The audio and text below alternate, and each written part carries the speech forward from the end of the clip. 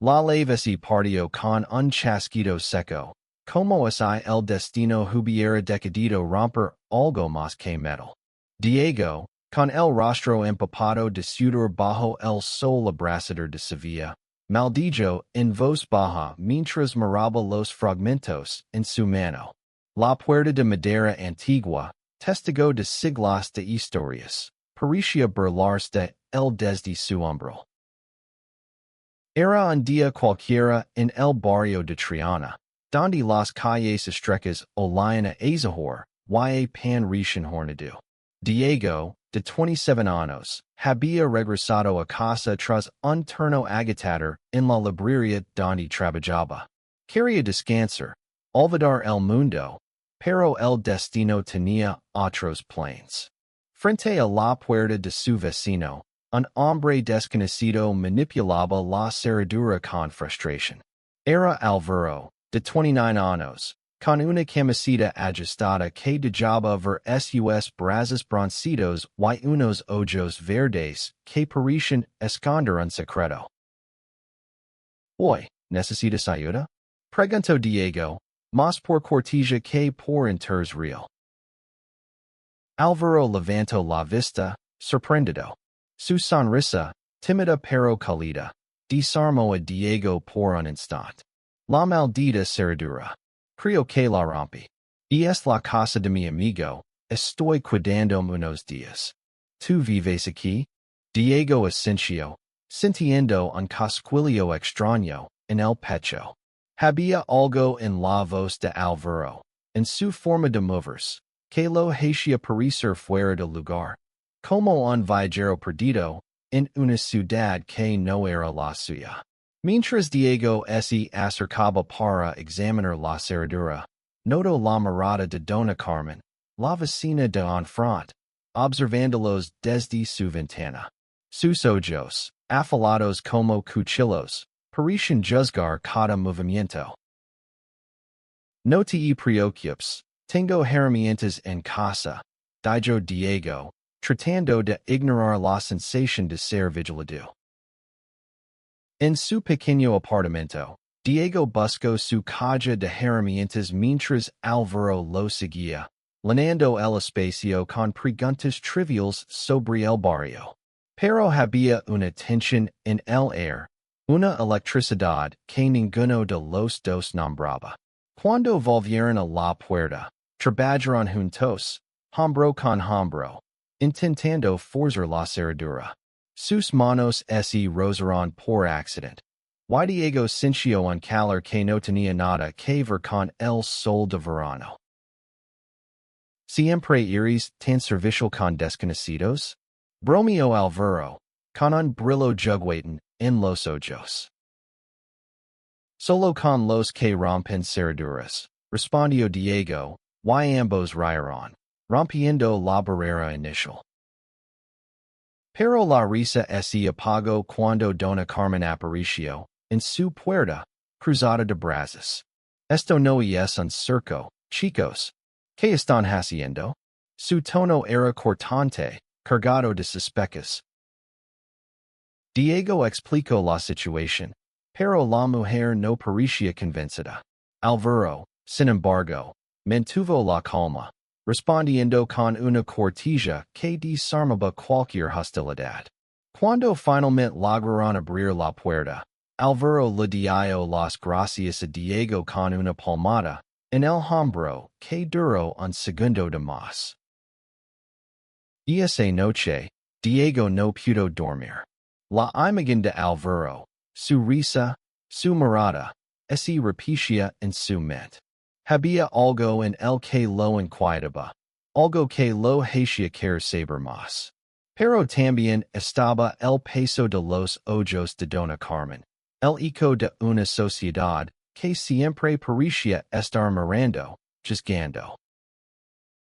Los días siguientes fueron un torbellino de encuentros casuales. Diego y Álvaro se cruzaban en el patio, en la panadería, en las calles adecuadas de Triana. Cada conversación era un paso más hacia una amistad que ninguno de los dos esperaba. Álvaro, que resultó ser un ilustrador freelance. Tenía una forma de hablar que mezclaba humor y melancolía. Diego, más reservado, encontraba en él una chispa que lo sacaba de su rutina. Una tarde, mientras tomaban café en una plaza cercana, Álvaro confesó algo que cambió todo. No estoy aquí solo por visitar a un amigo. Mi escape, de mi vida, de mi familia. Sus ojos se oscurecieron, y Diego sintió un nudo en el estómago. ¿De qué huís? Preguntó, temiendo la respuesta. Álvaro bajó la mirada. De un pueblo pequeño, de expectativas, de un compromiso que no quería. Mis padres querían que me casara con una chica que conocí en la iglesia. Pero no podía. No soy como ellos esperan.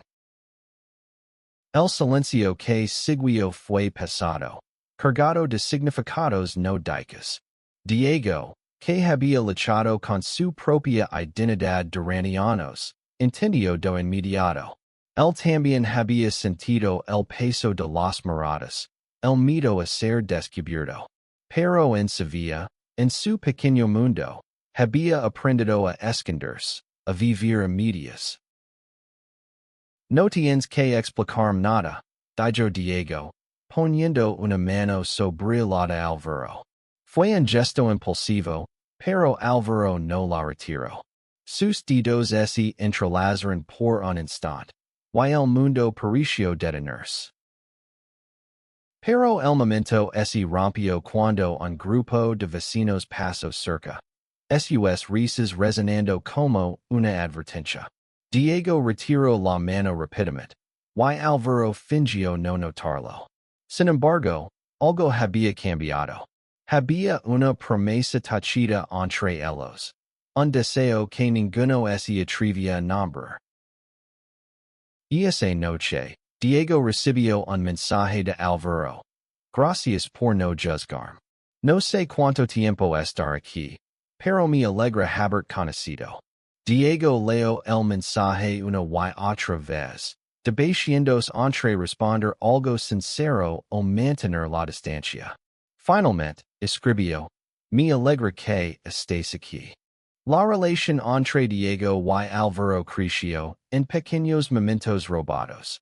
Paseos nocturnos por el río Guadalquivir, charlas en la azotea bajo las estrellas, rosas accidentals que ya no parecen tan accidentals. Pero Triana no era un lugar donde los secretos se guardaran fácilmente. Dona Carmen, con su curiosidad insaciable, comenzó a hacer preguntas. ¿Quién es ese chico que vive con el vecino? ¿Por qué pasan tanto tiempo juntos? Sus palabras, dichas con una sonrisa falsa, eran un recordatorio constante de que no estaban solos. Una noche, mientras compartían una botella de vino, en el apartamento de Diego, Álvaro confesó algo más. En mi pueblo, una vez me vieron con alguien. Un chico. No pasó nada, pero los rumores casi me destruían. Mi familia me dio un ultimátum, o me arreglaba, o me iba. Diego sintió una punzada de rabia. Quería proteger a Álvaro, por el dolor de su rostro. Pero también tenía miedo. Él había visto lo que pasaba cuando la gente no encajaba en el molde. Recordó a su amigo de la infancia, expulsado de su casa por ser quien era. No dejaré que te pase nada aquí, dijo Diego, sorprendido por su propia vehemencia. Álvaro lo miró, y por primera vez, no hubo barreras.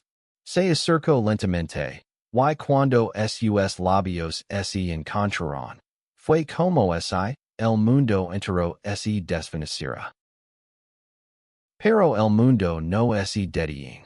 Al día siguiente, un rumor comenzó a circular. Alguien los había visto. Alguien había hablado. Dona Carmen, con su lengua afilada, no perdió tiempo en esparcir la historia. Diego sintió el peso de las miradas en el barrio, las sonrisas que se apagaban al verlo, los susurros a su paso. La prisión creció como una tormenta. Diego y Alvaro intentaron ignorar los rumores, pero cada día era más difícil. Una noche, un grupo de jóvenes del barrio dejó una nota anónima en la puerta de Diego. Vid, no perteneces aquí. Diego la rogó, furioso, pero el miedo se instaló en su corazón. Alvaro, sin embargo, se negó a rendirse. No voy a ir otra vez, dijo, con una determinación que Diego admiró y temió a partes iguales. Si nos escondemos, ellos ganan. Decidieron enfrentarse al barrio. Organizaron una pequeña reunión en la plaza, invitando a vecinos para hablar, para mostrar que no eran una amenaza. Pero la noche de la reunión, solo unos pocos aparecieron.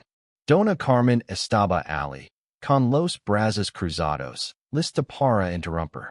Esto no es natural, dijo, alzando la voz. No queremos problemas, Triana. Diego sintió que el suelo se abría bajo sus pies. Pero entonces Alvaro habló, con una calma que silenció a todos. No estamos aquí para cambiarlos ni para ofenderlos. Solo queremos vivir, como ustedes. Y es eso tan malo. Por un momento, el silencio fue absoluto. Luego, una vecina mayor, Dona Rosa, se levantó.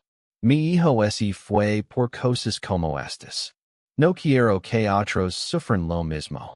Sus palabras, simples pero poderosas, rompieron la tensión. Algunos asintieron, otros se fueron, pero algo cambió esa noche. La reunión marcó un punto de inflexión, pero no el final. Diego y Alvaro comenzaron a caminar por el barrio de la mano, desafiando las miradas. No todos los aceptaron, pero algunos, como Dona Rosa, se convirtieron en aliados inesperados. Sin embargo, la paz era frágil. Una tarde, un hombre apareció en el barrio. Era el hermano de Alvaro, Carlos, que lo había arrastrado desde su pueblo. Vuelve a casa, lo exigió. No puedes seguir con esta vida. Alvaro se mantuvo firme, pero Diego vio el dolor en sus ojos. Esa noche, hablaron hasta el amanecer. Alvaro confesó su miedo a perder a su familia para siempre, pero también su certeza de que no podía vivir una mentira. Diego, por su parte, admitió que nunca había sido tan valiente como Alvaro, pero que quería intentarlo. Decidieron escribir una carta a la familia de Alvaro, explicando quiénes eran, qué sentían. Fue un acto de valencia que los unió aún más. Pero la respuesta no llegó, y el silencio fue como un cuchillo. Mientras el barrio comenzaba a aceptarlos, Diego luchaba con sus propios demonios. Había ocultado su sexualidad durante tanto tiempo que ser abierto le parecía una traición a sí mismo. Cada paso que daba con Alvaro era un acto de liberación, pero también de miedo. Una noche, mientras pasaban por el puente de Triana, Diego se quebró. No sé si puedo hacer esto. ¿Why to do el mal? ¿Why nos odian? Alvaro lo tomó de las manos. No estás solo. Pase lo que pase, lo enfrentaremos juntos. Esas palabras fueron un ancla para Diego. Comenzó a hablar con sus propios padres, temiendo su reacción. Para su sorpresa, su madre, aunque confundida al principio, lo abrazó. Solo quiero que seas feliz, dijo. Su padre tardó más en aceptarlo, pero el amor de Diego por Alvaro era innegable. y eso comenzó a derivar barreras. El verano dio paso al otoño, y con el legó una carta inesperada. La madre de Alvaro, aunque no entendía del todo, escribió que quería verlo. No era una aceptación total, pero era un comienzo. Alvaro loro al leerla, y Diego lo abrazó, sintiendo que, por primera vez, podían imaginar un futuro juntos. En Triana, las cosas no eran perfectas. Dona Carmen seguía con sus murmulos, pero cada vez menos vecinos la escuchaban. Diego y Alvaro se convirtieron en parte del barrio, no como una pareja que debía esconderse, sino como dos personas que se amaban. Organizaron talleres de arte en la plaza, donde Alvaro enseñaba a dibujar y Diego compartía historias de los libros que amaba. El día que celebraron su primer aniversario, bajo las luces de la calle Betis, Diego miró a Alvaro y supo que todo había valido la pena. La cerradura rota había sido el comienzo de algo mucho más grande. Una vida donde podían ser ellos mismos, a pesar de todo. Y mientras el Guadalquivir reflejaba las luces de Sevilla, Diego pensó que, a veces, el amor comienza con un simple gesto, como ayudar a alguien con una cerradura rota.